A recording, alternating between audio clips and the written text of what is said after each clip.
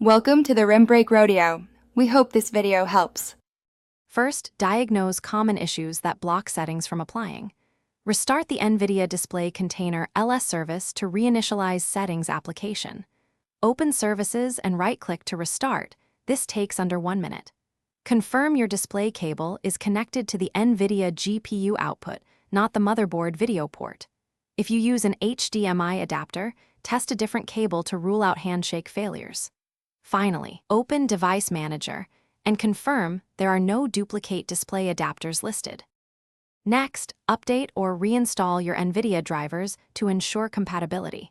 Use GeForce Experience or Nvidia website to download the latest driver package manually.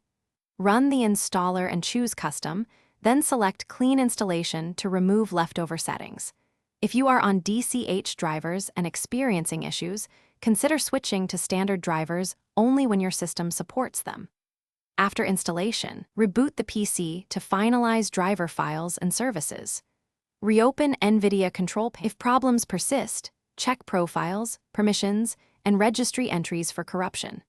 Reset Nvidia Control Panel profiles by deleting C/program data/Nvidia Corporation /DRS folder while the PC is off, then reboot. Run Nvidia Control Panel as administrator to ensure profile right permissions and avoid access denied failures. Also verify the registry keys under HKLM/software/Nvidia Corporation are intact and not blocked by security software. As a final test, create a new Windows user profile and attempt to apply settings there to isolate user-specific corruption. Thanks for watching.